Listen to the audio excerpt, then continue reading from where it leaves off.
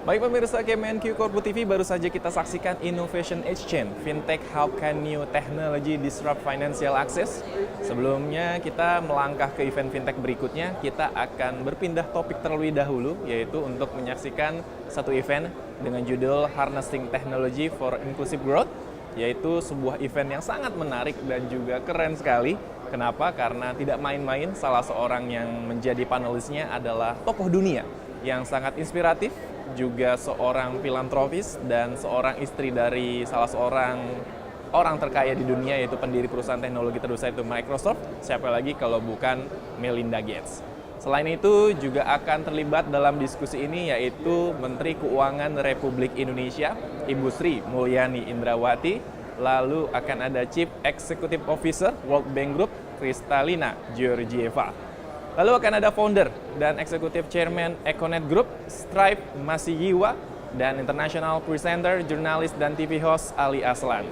Juga Special Advisor Smart Africa, Jean Philbert Sengemena, dan juga disebutkan dalam rilis yang disampaikan World Bank, diskusi ini berjudul Harnessing Technology for Inclusive Growth, atau dalam bahasa Indonesia adalah memanfaatkan teknologi untuk pertumbuhan inklusif. Akan berbicara tentang bagaimana teknologi baru seperti Artificial Intelligence atau AI, teknologi digital, otomasi, dan sebagainya dapat berperan untuk memberikan pekerjaan dan juga penghidupan khususnya bagi negara berkembang. Para panelis akan berbicara bagaimana pemerintah, pengusaha kecil, perusahaan besar, dan lembaga pembangunan lainnya dapat berkolaborasi untuk menciptakan kondisi di mana teknologi dapat menciptakan pembangunan yang inklusif. Dan pemirsa Kemenq Corpo TV dari kawasan Nusa Dua Bali, kami ucapkan selamat menyaksikan Harnessing Technology for Inclusive Growth Seminar. I see the backdrop of the microphone. Wonderful. You know what? You can just stay here throughout. I don't mind. This is, ladies and gentlemen, this topic of inclusive growth and digital age, of course, that's a topic that has been very consistent and running through the Bali annual meetings. And this particular panel, of course, will be no exception.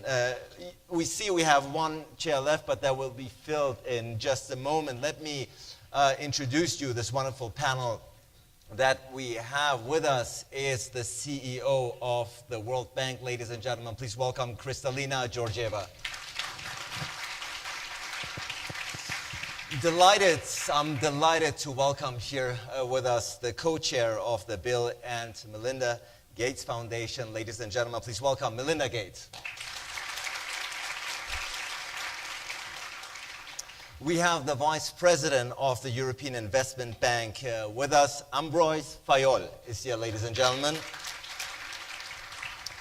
He's the founder and executive chairman of the Econet Group, which is a pan-African telecommunications, media, and technology company. Strive Masiyiwa is here, ladies and gentlemen. And particularly delighted to welcome here the person who's in charge of the Smart Africa initiative, which hosts the annual Transform Africa Summit in Kigali. He also used to be the Minister of Youth and ICT of Rwanda, Jean Philbert Zengemana. Kristalina, the World Bank is very clear that this topic of technology and inclusive growth is of great importance to your organization, to you personally, to your president, and to the entire organization. Of course, the question always remains, do we all benefit from this? Who's being left behind? From your point of view, how can the World Bank ensure that indeed the term that we're using here throughout, the inclusive growth, is consistent and compatible with what we have here when it comes to the digital age? It is indeed a hugely important topic for us. Here at the annual meetings, you would see us debating most profoundly the future of work, how technology can help development, and the role of human capital. I want to start with a small anecdote. We did a study of the developments in labor market in the European Union. And we found out that over the last decade, the EU lost 15% manual jobs, and it gained 15% new economy jobs. And you can say, hey, what's the problem? 15 gone, 15 come. The problem is that the people that lost their jobs are not the same people that are gaining employment in the digital economy. And the very simple conclusion from this small example is penetrating our commitment to human capital, and it is invest in people from early age through their lifetime so they are adaptable, they can actually take advantage of opportunities to come, and even more, they can generate these opportunities. We are wholeheartedly committed to make sure that technology is an optimistic journey and not a depressive one, not one in which the accordion of opportunities opens even wider, and those who are falling behind are in the developing world. And I would finish with another example. Most recently, with our partners in Africa, we are all very excited about Africa stepping in the digital economy, and what we would all call the Moonshot moment for Africa. And to put it very simply, what it is for us to say to all of us, to say to the African leaders, please be Kennedy, and the rest of us will be your NASA. And by 2030, we would have every African business, every African government connected to the internet. Totally achievable and fully transformative. It would lift up income levels exactly like a rocket. Well, your optimism when it comes to the digital transformation very much comes through here on this panel. And the Bill and Melinda Gates Foundation, of course, describes itself as impatient optimists. So your impatience, is it growing, or Melinda Gates? Because at the end of the day, you are, of course, have been emphasizing the importance of investing, particularly in women and girls. Tell us about the developments there. Sure. Well, so Strive and myself and Sri Muliani, who will be here, all pulled together this Pathways Commission to really talk about the digital future. Because one of the things I got, honestly, a little bit tired about were the places I would go, and so often people were talking about the negatives of technology. And there are absolutely negatives with technology, but technology is just technology. And we can use it for good, or we can use it for ill. And I think we got in a bit of an echo chamber, honestly, with ourselves about how many jobs were going to be destroyed. I am both a computer scientist by training and an economist. I worked at Microsoft for 9 years. During that time, when you think about it, I think probably most of you in this room use a spreadsheet. Well, when the spreadsheet industry came to the fore, we lost in the United States 400,000 accounting clerk jobs. But in the US, we created 600,000 highly skilled accounting jobs. And I use that as just one example. We can, if we set forward the right policies as a world and as countries, we will bring about a transformation that we don't even know what it means yet. I mean, when I was at Microsoft in the late 1980s, early 1990s, we didn't dream of a computer in our pockets. And now think of all the apps that we use. So how we do this in an inclusive way, I'm excited that we're here in Indonesia. I was out visiting Gojek yesterday, had heard their story, but I wanted to talk not just to the employees, but to the people who are not only are the drivers, but the food vendors who are being pulled into this digital economy, and how it's transforming their lives. And I think of that transformation, and when I think of what's happening in China and India, and then I travel, as I do many times a year, to Africa, and I see that 60% of people in Africa under the age of 25, they have an incredible opportunity to put government services through digital, and to create new jobs if we do the right things and invest in their health, their education, and let them lift themselves up and come up with the right jobs and applications for their own economy. And I think there's a huge opportunity to do that. So echoing once again that the opportunities that come with digital transformations are very promising, certainly not looking away from the risks that we are facing. And youth and Africa, of course, is a question that leads me directly, transformation leads me to Phil. You were the Minister of Youth and ICT in Rwanda, of course, and the numbers that Melinda Gates just echoed about the very young, dynamic population in Africa adapting to digital transformation. What has your experience been as Minister of Youth in Rwanda? Well, first of all, you say I'm from Rwanda. I'm having a great time here because when I arrived 3 days ago, many people would come to me and say, "Where are you from?" And I tell them, "I'm from Rwanda." They say, yeah, Uganda. I said, "No, it's Rwanda." They say, "Yeah, we heard you, it's Uganda." So after some time, I just gave up and tell them, "I'm from Wakanda."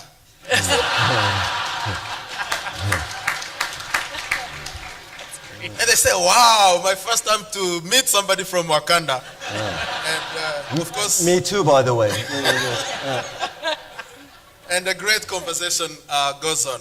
So to your question and to Melinda's remarks, I think young people in Africa and anywhere in the developing world have a great opportunity to live in a digital era. There are three things that set them apart and give them unique opportunities that they have never had in the past. And the three things are to learn, to create, and to lead. Imagine that a 10-year-old girl in Malawi in one day processes as much data in one day as the data that used to be processed by men in the US 100 years ago. So that's a great opportunity. When it comes to leading, young people have demonstrated that they can lead their own lives, they can lead communities, and they can create movements at community, national, and global level to solve their problems. Just an example, back home in Rwanda, when we realized that one of the biggest challenges to digital inclusion was lack of digital skills, young people got together and they formed this initiative called Digital Ambassadors. So 20,000 of them have set up a program within 3 years to train everyone in Rwanda, 5 million people, teach citizens how to go online, use government services, open a mobile wallet, and so on and so forth, get access to health and farming information. And they have organized themselves into digital cooperatives that will graduate into social enterprises 3 years from now. So young people really have amazing opportunities. And when it comes to create, thanks to social media and Fab Labs, young people now can create objects, they can create narratives, they can create experiences, they can create companies, enterprises, and they are indeed creating jobs. They are co-creating their future as opposed to waiting to inherit it from the previous generations. And very promising numbers, and the energy that you are exuding here on stage also reflects, of course, the energy of the youth in Africa. Many of the things you said, as a Strive just, very vehemently nodding, obviously that sounds and rings very true and familiar to him, because EcoNet, of course, your job is at the end of the day connecting people across Africa to global networks. From a private sector, what would you add to what Phil just said? Well, following on from the gentleman from Wakanda, what more can I say? Except that it was great for my daughters, I'm the father of the girls in Wakanda. So we want to empower the African girl child. Yes, obviously from the private sector in Africa's perspective, ours is to build the infrastructure. Our own focus as a business is to build the infrastructure. There's a lot of missing infrastructure today in Africa. The fact that we've gone past the first phase with putting cell phone in the hands of 700 million people is still a long way to the connectivity that we want. It's less than 20% of the people have smartphones. The infrastructure itself is not ready, and it's certainly not ready for the next generation of technologies that are coming through. The other thing for us is to build the infrastructure on which entrepreneurs can build the businesses of the future. There's a lot of young Africans who are developing exciting businesses and could develop the exciting businesses of tomorrow. The key for Africa is to create jobs. And that's going to come from a culture of mass entrepreneurship from young people. And we have to lay down the infrastructure right across, whether it be hard physical, technological infrastructure, but as well as the soft infrastructure of areas like policy. The policy to open up the continent has not yet begun. I'll stop there. Well, moving continents, at least in name, if we talk about the European Investment Bank, many people will think of Europe, of course, first and foremost, and it is true that you are in charge of the operational activities of the bank in France and Germany, but also in South Africa and in parts of West Africa and the Pacific Islands. Ambroy Foye, if we talk about harnessing technology for inclusive growth from the perspective of the European Investment Bank, tell us, what has your experience been? What I would say is, I mean, we finance every year more or less 15 billion euros in innovation. And particular interest in projects related to digitalization. What we have seen in the projects we finance is that often digitalization leads to a reduction in the entry costs in a number of markets. And that smaller companies, smaller entrepreneurs can be innovative through applications on smartphones at minimal cost, these kind of things, and can enter markets where they couldn't do that. That would have been reserved for large companies a number of years ago. We financed in Ethiopia a company called MBR in the mobile technology, financial technology. It's the first company that we finance of this kind in Africa. They do social payments through mobile. That's quite important in a country for 3 million people. In a country where you have much more mobile phones than you have bank accounts. So this kind of projects we very much promote. The same for off-grid projects in Africa. That is something that is also very important to broad access to energy to most people, thanks to the technology. So that's the kind of good that we see. It brings inclusive growth, not just growth, and that's also something that we aim at. This is a sort of democratization of innovation. Now, that being said, there are two caveats that I would like to flag. The first one is what is the impact on privacy? In Europe, we have put a data protection in place through the GDPR. That's something that we need to pay attention to. And the second one is the one that Kristalina mentioned at the beginning, which is what's the impact on skills. And those who lose are not necessarily those who win. And we need to pay great attention. Even, you know, we do a study every year in Europe. What to entrepreneurs? What are the main obstacles to investment? And the answer we get is not regulation, is not market demand. The most important is the ability to find people with the right skills. That's the main constraints for investment.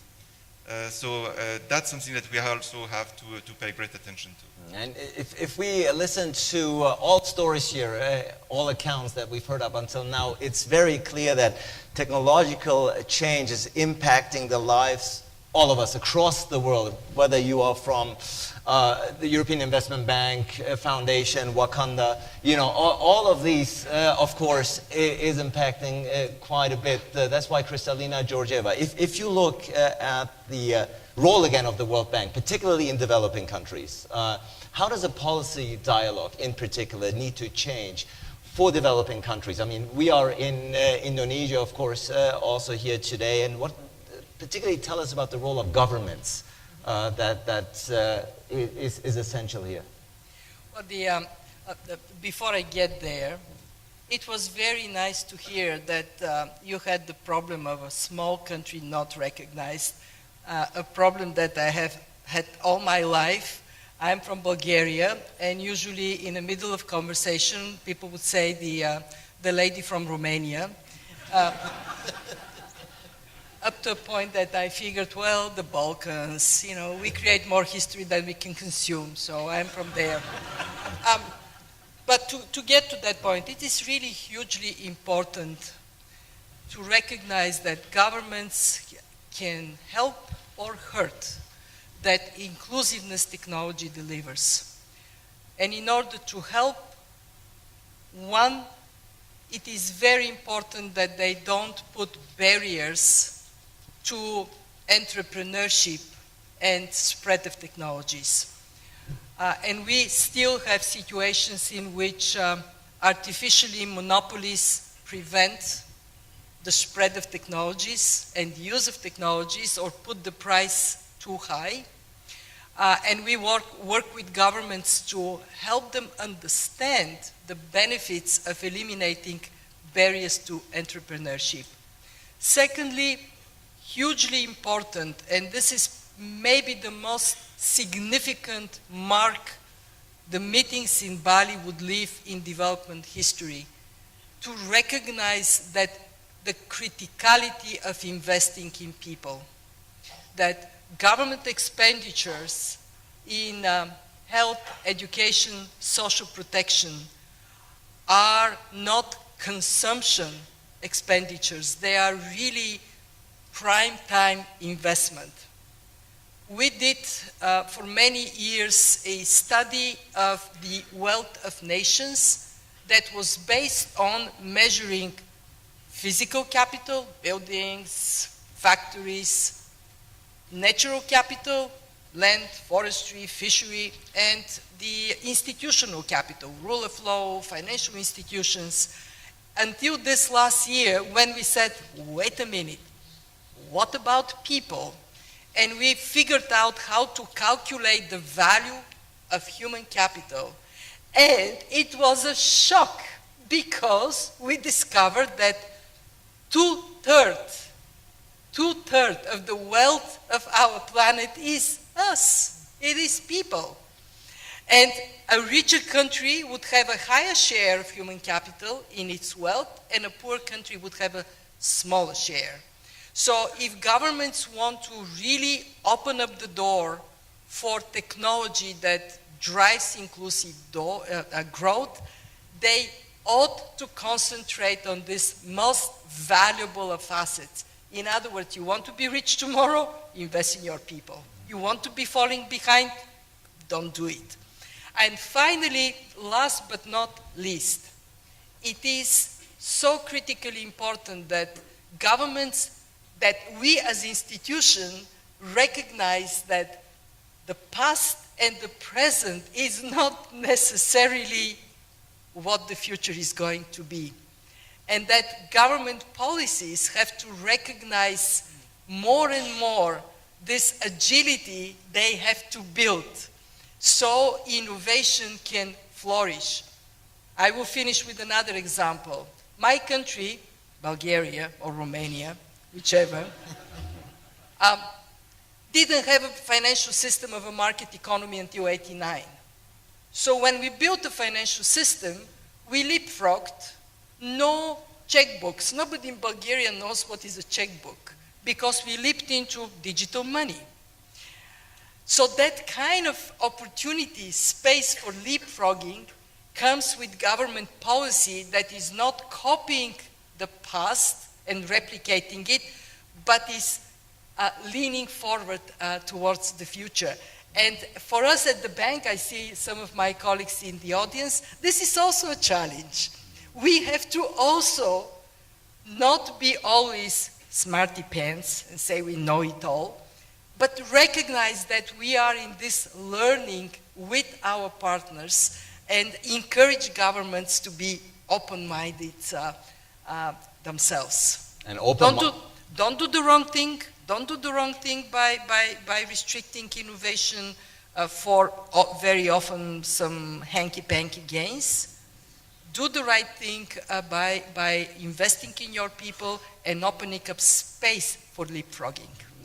Heard very loud and clear the message you are conveying here today. By the way, I'm sure Romania would be extremely proud to have a representative such as yourself, but the honors go to Bulgaria in this particular regard. Melinda Gates, I'm sure you've never been mistaken for being from Canada for that particular point. But the Bill and Melinda Gates Foundation, of course, is doing wonderful work, doing very important work, particularly if you can speak about the work of the foundation in particular when it comes to today's topic about harnessing technology for inclusive growth. Sure, thanks. So Bill and I have always been believers in innovation. I mean, not surprisingly, given the industry that we come out of. But it is innovation that has moved the world forward. If you think about people who are alive today, it's innovations in health that have allowed us to live longer lives. Why is life expectancy improving all over the world? Why has child mortality been cut in half in the last 20 years? Because of innovations in technology. And so we are believers in innovation. We always have been. But I think the thing that Bill and I have learned through now 20 years of foundation work is you cannot assume that that innovation is going to be spread evenly. If you do, it's a very false assumption. And I'll give you an example of where this came home to roost for us as a foundation about 7 years ago. We're working on improved seeds, and particularly seeds for Africa that are pest resistant, drought resistant, etc. If a new seed gets out in market and we know women are 50% of the farmers in Africa. If you assume that new seed gets out evenly to men and women, it's a completely false assumption because the seed markets go through agri-dealers who reach men. So if we don't program specifically around women in innovations, we won't reach them. And so today, if you look at, 3/4 of the world have a cell phone. Vast majority are not yet smartphones, but they're coming. So 3/4 of the world have a cell phone. But if you look at low-income countries, only 12% are connected to the internet, 12% of the population. And if you do the disaggregated data, only 40% of women in those low-income countries have access. Of the 12%, only 40% of women have access to the internet. That's a huge disparity. And yet on the converse side, we know that if you think about just a digital bank account, which Kristina talked about very eloquently, that started in Kenya with M-Pesa, then it spread to Tanzania, Philippines, Bangladesh, etc. Well, when a woman has access to her own account, not her husband's account, it changes everything in the family because she, in general, is usually in charge of the kid's health, or if there's a health crisis, or when it comes time to have the school fees, she and her husband put that money in together. Again, we know from great data, Bill and I always look at data, and if you look at one of the biggest programs in the world that lifted people out of poverty, what government subsidy? It was in Mexico. It was called Oportunidades. When they put the government payments into women's wallets, it changed everything in terms of girls' education and girls' health. And so we are big believers now in saying any innovations that come digitally, we have to make sure they reach everybody. Low, middle, high-income countries, and men, women, girls, and boys. And if we don't do that, we won't harness this amazing youth energy that we're seeing come across the continents of Africa and India and China. And it's really important. How much support are you encountering from governments, from policymakers? Here comes Sri. Here is Sri Mulyani. Speaking of policymakers. Ladies and gentlemen, our host. So here's what I would say about governments and policymakers. 12 years ago when Bill and I would show up at the UN, you didn't have a prime minister or president who would speak about girls' education. Couldn't find them. Today, you don't show up at the UN as a president or prime minister and not talk about girls' education and be expected to put investments on behalf of health for girls and boys and education. And so I think now, and I think with the help of the World Bank and the UN, we're now turning the conversation to say, okay, this investment in human capital, which we all know is important in health and education, how do we bolster that digitally? And I think governments are incredibly interested in this topic. And speaking of governments and policymakers, of course, I want to take the opportunity to welcome with us Her Excellency Finance Minister Shri Mulyani Indravati. Please welcome her once again, ladies and gentlemen. You're just in time for my first question for you. And that is, of course, Indonesia has come up a couple of times here throughout our discussion, as you can imagine. And we're talking, of course, on how to harness technology for inclusive growth. Big topic, big challenge for your country, of course. Tell us about how you are tackling this particular challenge. Well, first, Indonesia is a country with a big population, 257 young demographic composition. So we have a lot of millennials. If you talk about the potential of Indonesia, huge in this case. Excitement about technology is really, really high. Although if you look at the penetration of the internet, or if you look at the ability for us to provide an access for the whole Indonesia region and for the population, governments still have homework to do. And that's why building infrastructure, accessibility is going to be very critical. But how Indonesia is responding to this opportunity of technological change, and my membership with Melinda, when we start conversation about how this technology should be seen more as an opportunity rather than a threat for a country, that will definitely require a lot of policy response. First, of course, human capital is very important, the quality of human capital. Because there will be no population will be able to use and benefiting from technology if they cannot read or write, if they are too sick, if they are just too poor. And that's why focusing on how to make sure that the people have the access of education, health, and reducing poverty is going to be very critical. But we also know that the technology industrial 4.0 is going to change a lot of job market in the future. And that's why the question about what kind of content of technology, how we are going to design policies so that the industry will be flexible enough, allowing them to adopt and adapt with the new technology without constraining in terms of their labor, as well as all the social costs coming from this change of the technology. This is an issue which is very sensitive because we don't want to be seen that you are sacrificing people for the sake of improvement of efficiency gain and productivity. The third, which is very important for us, Indonesia is lucky enough to actually have a unicorn. We have Gojek, we have Tokopedia, we have Bukalapak, we have Traveloka, you name it. I think this is among the country which is still in the middle income, but we've already produced a unicorn, a startup that has become an established. And that make technology being seen by many of the young, especially the young generation in Indonesia, as an opportunity to weigh up their social ladder. They just see that, oh, they are all my friends, and now they become not only a geek, but they become a millionaire, billionaire in this case.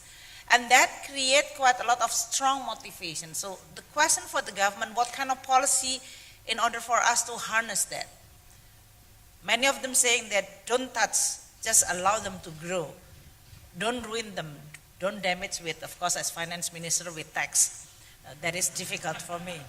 Of course. So you are really in a dilemma of, on the one hand, on the other hand, there is also some disruption which is felt by the business. For example, the retail business who closed, and then they go now to be in online business. Many of young generation doesn't buy the clothes through the store anymore. They just actually doing through the online. And that is creating a lot of real tension for us as the government to respond. How you can create a level playing field that is allowing the old model of business to transform into new one with the less minimum disruption. There is also a new convergence in terms of the old business see that, in order for them to survive, you have to adopt technology. So there is a synergy, convergence, or merger, or cooperation between them, between the old model into the new model. So it's a good, positive in terms of how economies should develop. But I must say in this case, in closing, for government, we will continue need to first watch, communicate, and engage with this technology company or the investors, potential. First, to define and design what kind of investment environment. I've been dealing with Google, with Amazon, interested to come or is already here. Apple is actually providing. And then also our own technology-based company. And they're giving me a lot of lists of what kind of tax policy, of course. That is, they say that we want the government of Indonesia to provide us with this. And for me, we have to then respond, what is the guideline for this? Of course, there is a World Bank, OECD, IMF providing all this kind of policy platform that we could provide. The only thing that is good in this kind of conversation with all these investor or potential investor, I said that you have a very high reputation. So for you to come to the country like Indonesia and being seen that you just want to take a profit is not good for your reputation. So what we need to do is, let's define what we call it the fair taxation treatment. Is there any guideline? I think OECD is doing it. So let's look at those, even what we call it best practice, although the practice is still very few. But we call it best practice anyway. And then we discuss. So there is at least a platform as starting to discuss with them what they expect in terms of the taxation, tax treatment, and so on. So second one is how we are going to make them to become more having a positive impact, more inclusive in this case if you talk. And that is something which have to do with how Indonesia can prepare a lot of human scale, human capacity that they allowing them. And I think on that, for many Indonesia in a big city is not a problem. My worry is more of those who will left behind. Because Indonesia is a big country and not necessarily all educated, young, which is smart. And so this is all the portion that the government need to respond. On the winner side, I think it's fine. But we are 260 million. We have to make sure that no one left behind, and how technology can solve our problem on making sure that no one left behind, and service delivery on education, health, and making sure that the quality can be improved. So the challenge clearly you are facing is not to stifle the entrepreneurial spirit that exists in Indonesia, but at the same time ensuring that there is a level playing field, inclusive in this country with such a vast population, of course. Phil, I know before you came here on stage on Twitter, you let your followers know on Twitter you're going to be here and the topic that you'll be talking about. And I believe you crowdsourced some of the topics and wanted to know from your followers all over the world, but perhaps mostly in Rwanda, what they want to hear on this particular panel, what they want to hear said, what they want to hear. What did you come up with? What can you share with us? So the question I asked them is, how do you see Africa winning the fourth industrial revolution? Because we know that Africa, we've missed essentially the first, second, and the third. We were still playing catch up on those ones, but it doesn't have to be that way for the fourth industrial revolution. So if there is one keyword that I heard loud and clear, it was leadership. And leadership, we all know that it's about connecting the dots. But the problem is, which dots do you connect? There is taxation, there is policy, there is youth, there is entrepreneurship. The best way of knowing where the dots are and connect them is ask the people. Yep. Crowdsource it. So that's what I did. And on top of that, of leadership, I had three other things. Number one is connect everyone.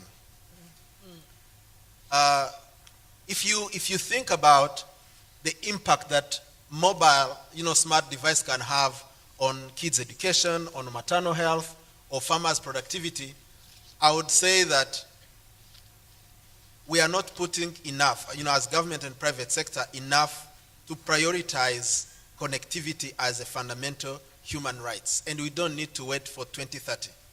I can actually sacrifice a few kilometers or miles of grid connectivity because I know that the households are going to power their way through prosperity using solar or microgrids. But make sure, even if it was going to be for free, for people living under $2 a day, make sure that they have their smartphones in their hands. So that's number one. Number two is empower the next generation. So recently there was a global competition on innovation organized by a company called Nokia, which is an telecom infrastructure company. And the global winners were a team from young people from Senegal. So what they did is they designed a virtual reality set that allows to conduct science experiments without the need of a physical lab or consumables. Now, talk about future unicorns or talk about jobs of the future. This is not something that governments can sit in their boardrooms and create. And number three, and finally, embrace change and think exponential. Rwanda is known for being the first country that launched drones for delivering emergency blood and products. Overnight, the time for delivering life-saving products reduced from 4 hours to 15 minutes. But this had to require that myself, I was Minister of Technology and coordinating this initiative to bring together the people from the health sector, the civil aviation, and of course from the finance, because they are the ones who pay the bill. And then we were able to put this project together in just 6 months. So imagine if we had to plan the improvement of health logistics, the analog or the linear way like we do in most of other things, including SDGs, by the way. What we could have produced is probably, after putting millions of dollars, an annual 10% improvement, and we would have been very proud of it. So, as leaders representing powerful institutions, sectors, and countries, we should embrace the change and especially let our young people innovate the way to the future for us. And leadership, of course, leading is what Strive is doing. You are leading by example, certainly in the private sector, by connecting the dots and bringing people together through your business. We talked about the role of government here quite a bit. What support are you encountering, or shall we be honest, also what obstacles are you encountering from governments and policymakers on your way to expand your business? Thank you. I like that last word, obstacles. This is a room full of policymakers. You guys are an obstacle most of the time to us entrepreneurs. If we are going to transform our economies, we have to get out of the way of young people. You know, what stuns me, we operate in more than 30 African countries, is just how difficult it is from one country to another. Yep. I'm being honest. It is, what stuns me is, you know, why can't you learn from one another? Good policies, good ideas. We do it in business. If I see Apple do something that's great, you know, I'm onto it. We call it fast following. See, we need a new way of approaching policy making. Perhaps if I can introduce a new expression here. I'd like policymakers to be entrepreneurial. We need entrepreneurial policy making for the generation we are in. And that's the way you stop being an obstacle as a policymaker. You know, we can put financial inclusion across Africa overnight, but 90% of the policies stop us. The moment we get there, you tax us. How do we do it? I look at Africa today. We're not going to get to the fourth industrial revolution. We're lying to ourselves. Because the investment now going in to telecommunications infrastructure is falling very quickly. Why? Because policymakers are not putting the policies to encourage serious private sector investment in infrastructure. So we have to revisit the way we do policy. I'm sorry to say that to you, but now you can be entrepreneurs. Thank you.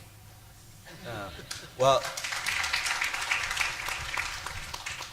your aim is not to make new friends here. That's clear. But it's clear. I appreciate your honest words, and very much, of course, we see the conflicting sides here on this panel about what an entrepreneur needs and wants, and of course, what a policymaker or finance minister in this particular case needs and wants, and also European Investment Bank, of course, at some point is also in the midst.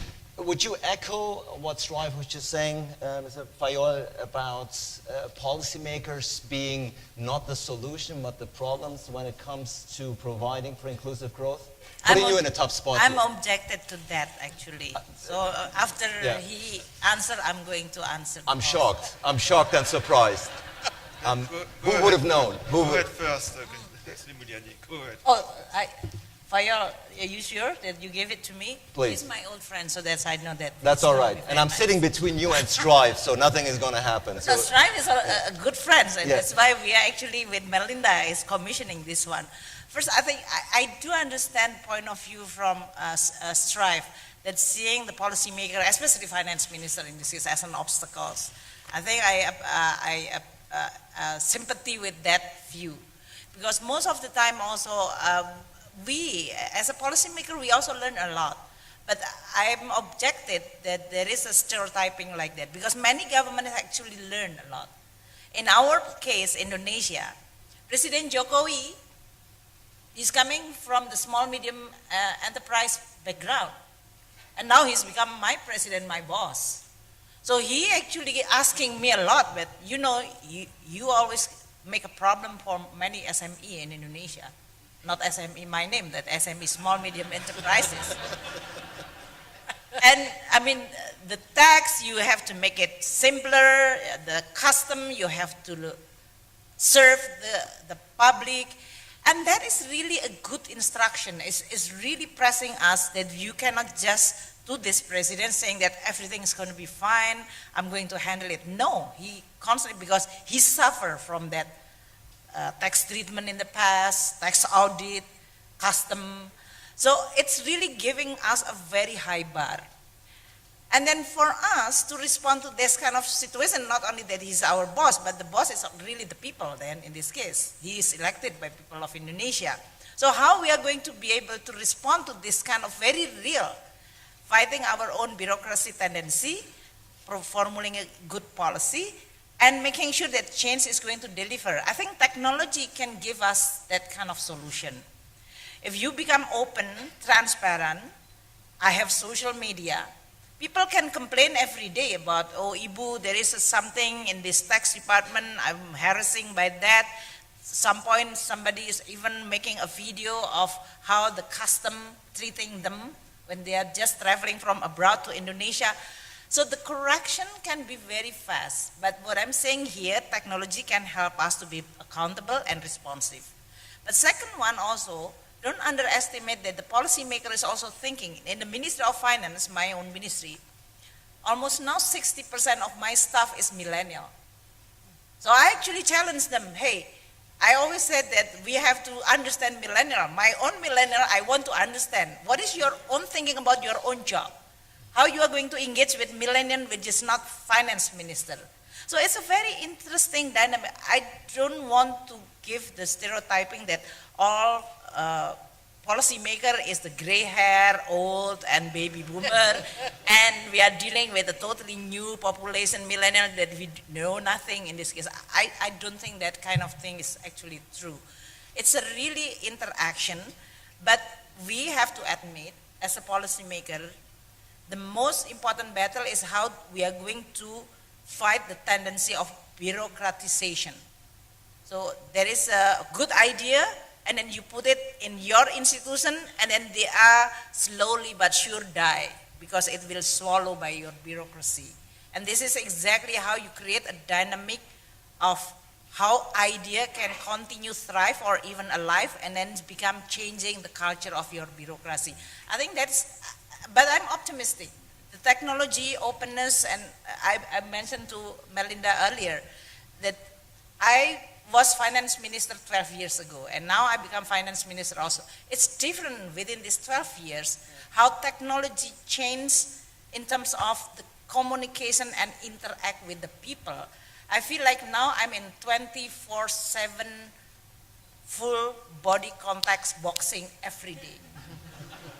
Because everybody can make a comment 24/7, and it's really full body contact in a way. And that's really make a totally difference of the culture that we have to grow in the Ministry of Finance because of this technology. So I'm more optimistic, and we are very friendly with Strive in this case, right, Strive? Okay. You advise me a lot. I'll invest in Indonesia. Good. Bring here your money here, Strive. Invest. Go, Jack. Oftentimes they say not a lot of concrete stuff is coming out from panels. There you go. This is, we got the first agreement right here, signed and Yes. Delivered. Between this conflict of interest, obviously, is something that's very evident. Also, I would assume to Kristalina Georgieva and Melinda Gates. I want to hear your opinion about this, but I do want to get Ambrosia in at this particular point. What I would like to stress is and I think what Sylvie says is very comprehensive, and I'm not going to speak about that. What I think is missing, including in financing innovation, technology, etc., is often the financing. We, Kristalina and myself, we come from public institutions. We are big institutions, but we are almost very little compared to the needs. So what can we bring? What we can bring is trying to develop the market, the financial market. And let me give you one example. For the last 10 years, our two institutions have been very active in financing, in issuing green bonds. Very active. And the truth is, climate change challenges are everywhere, and green bonds are mostly in advanced economies. And for that reason, what we have financed together with a fund created by Amundi is financing buying green bonds that will be issued by financial institutions in emerging markets, so that it can trigger interest and try to create a market. We will need that. We need to de-risk operations so that we can bring in, crowding in private sector investments. Otherwise, we will not find the magnitude of investment that are needed to answer not only the policy-making challenges, but the financing challenges. And the policy-making challenges, of course, are right there. Melinda, did you want to add right? Yeah, I want to add a positive example, two quick positive examples of where I've seen good policy making that might kind of go against the grain that you would have thought, which is, first of all, in Kenya. So M-Pesa, the digital money system, grew up in Kenya. At the time, which was early 2000s, the government of Kenya was under tremendous pressure from the banks to not allow the cell phone companies to create a digital wallet. And the government of Kenya decided to not listen to the banks and to allow a regulatory environment that let the cell phone companies step in. And M-Pesa got born, and what has come out of that, it was one of the first places to have mobile money. Now they've got M-Swahili, which means you can now, besides having a digital bank account to do services, you can have credit, you can have insurance products. The government of Tanzania learned from Kenya's example, and they said, okay, we like their example, but guess what? It turned into sort of almost, to be honest, a monopoly. And the example that I'm giving you was actually when the government let the regulations go and let the cell phone company come in, it was Safaricom came in, and it was DIFD, the UK's development arm that put the money in for that initial investment. So it grew up, M-Pesa. Tanzania looked at the example and said, well, we like it, but we'd like to have more cell phone operators come in. We don't want just Safaricom. We want an open, robust environment. And so they did certain things to leave an open, robust environment. Fast forward many years later, India, again, tremendous pressure from the banks to not let the cell phones create these digital wallets. So the Indian government learned from the examples around the world, Kenya, Tanzania, Bangladesh, Philippines, and they said, we actually are going to allow this. The bank said, we'll do that. We'll do these digital wallets. Well, they did it. They opened these accounts, but nobody was using them. So they created a regulatory environment that they felt was safe for consumers that allowed the cell phone companies to step in. And in addition, they decided to create the Aadhaar system, which was a unique personal ID number for every single citizen. And they literally brought everybody, or in the process of bringing everybody to the digital economy. Now they're creating what's called an India stack, the other pieces of the digital backbone, so that businesses, private sector, government sector, NGOs can all play in their own unique space. So to me, that's a perfect example of building, waiting on the regulatory environment, watching it, getting it right, and then each country learning and building on it over time. Kristalina, please. I actually would pick it up straight from there. We see our role, the role of the multilateral development banks, to be a transmission line of this learning. And for example, in Africa, we work now a lot on digital ID. Not only we work on digital ID, but we want to make it so that it would be uniform across countries, so that would ease the movement of goods and people and services. I very much agree with this creating markets function we have. I want to make 2 points. One is on entrepreneurship and the importance of adaptable policy making. I made that point in my previous intervention, and I just want to stress that this is a must. This concept of sandbox, it is a must. The world changes too rapidly for us to have the normal policy making processes. I agree with that. Where I have a disagreement, profound disagreement, is when you set a new taxes. So here is my advice to policymakers. Very lovingly, I love you as entrepreneur, and very lovingly, I will tax you. Because we need this taxation to create more equality in our societies, to invest in public goods, and to invest in addressing the very big problems of tomorrow that markets on their own will not solve. So, with all my love, tax you. And I have a right of reply to all this love. Strive. Are you feeling the love? Almost. In almost every market, we are the largest taxpayer. What you got to make this distinction is not a tax that you have on the large developed companies, but allowing the entrepreneurs to develop properly. Once you get to a place where you now see something like a telecommunications company as the only tax, then there is no more investment takes place. Okay? We have a problem in Africa today where most of the large telecommunications companies are exiting the markets. So who's going to invest? So there is a balance, absolutely. We need to ensure that there is proper taxation. But if you focus on taxing, for example, financial services to the poor, then they're not going to use the services. And we've seen this on the internet. Taxing people for using things like WhatsApp. I won't mention countries, you all know. So we need to be careful how we harness inclusive growth. So it is a policy matters. That is really what I want to say in this room. Certainly for us as entrepreneurs, policy matters. And the best policies are the ones when you talk to us. Talk to us. There's no harm. You may not agree. You may go off to do something completely different.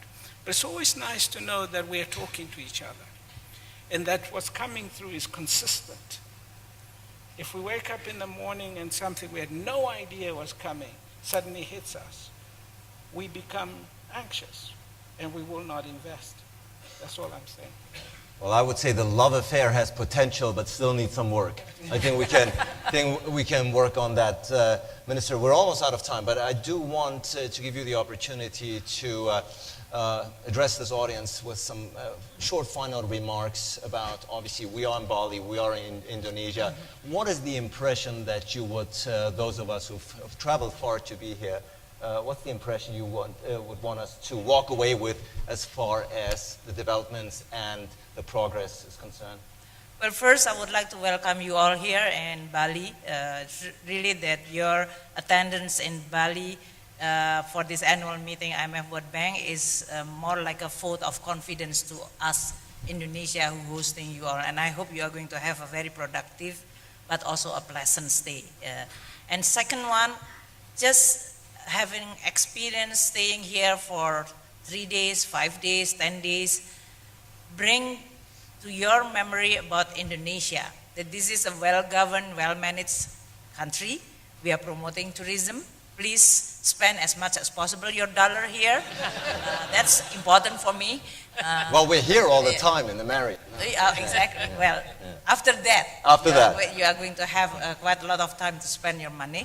But the theme for this IMF World Bank annual meeting is very important. This is the meeting in a very important time of the global economy. So we do hope with the ambience, environment that we provided here, that first the policymaker that Stripe mentioned earlier is going to have a time to meet and reflecting that we want to get together to make the progress continue, to avoid the damage of our policy to ourselves as well as to others, and to be able to believe that this world shared by all of us, 189 countries of the member of the IMF World Bank, that we are able to go together to make a progress together. Second one is, of course, the IMF World Bank annual meeting and this discussion about technology. This is the perfect combination between, on the one hand, we continue focus on today's situation, but don't forget there is a change coming and we should be able and should prepare to make this change to become an opportunity for all to prosper again. Third, I think what just mentioned between Kristalina and Strive on this, the policymaker, taxation and so on, this discussion about trade-off of winner and loser is actually not new at all. Whether this is in technology, whether this is in environment, whether you are talking technology, for example, I think this is not new issue for us. But what we could learn from the history, actually we can design this disruption as less damaging as possible. If we know how to design the policy to create for those losers to catch up. So we should not adopt the total pure market mechanism, full competition, and then the winner is going to take all, the loser, well, too bad, you have to take care of yourself. It won't work with that kind of attitude. Yep. So this kind of how we use technology to make sure that those who left behind or potentially left behind will have the ability and opportunity to catch up. And this is also a place for us to discuss this kind of meeting. And it's a good meeting between policymaker, Melinda initiate this, the pathway for prosperity, because she personally genuinely concerned that countries should not see technology as a threat. I, as a policymaker, when we discuss together, I also genuinely see that we should have this kind of positive attitude. But how we are going to combine all these things? knowing, and that's connecting the dot, as the minister from Rwanda mentioned. And this is exactly the place, and a perfect place, because Bali is an island of gods. So we can easily help to connect, and then we can discuss. You have a good quality of place to meet. We have a good topic to discuss. We have a government of Indonesia and people of Indonesia who welcome you here. And we expect you to coming back here many times after this meeting. Thank you so much.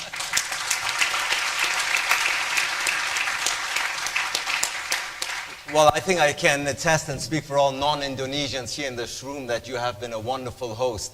Thank you. That being in Bali is indeed a great pleasure. Ladies and gentlemen, harnessing technology for inclusive growth. I think I speak for all when I say this has been a very content-rich, informative, interesting discussion. Love was being shared, deals were being signed.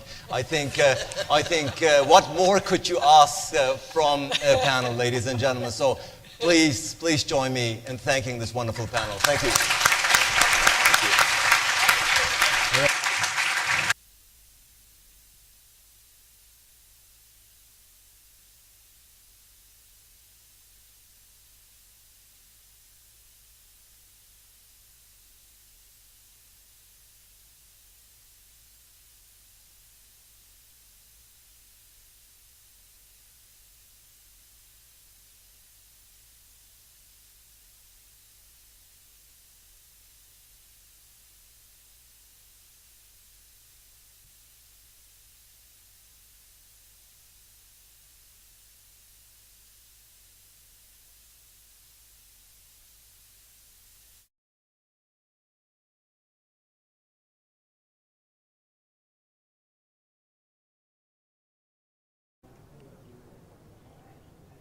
Baik pemirsa Kemenq Korpu TV dimanapun Anda berada, baru saja kita saksikan dialog dengan tema Harnessing Technology for Inclusive Growth, dan sangat menarik sekali apa yang telah dibicarakan pada dialog tersebut. Namun, seperti janji saya sebelumnya, kita akan melangkah ke acara berikutnya dengan tema terkait fintech yang kedua pada hari ini, yaitu The Bali Fintech Agenda. Pemirsa, kalau di diskusi sebelumnya dengan Innovation Exchange Fintech, How Can New Technology Disrupt Financial Access? Kita berbicara dengan para pelaku bisnis di dunia fintech.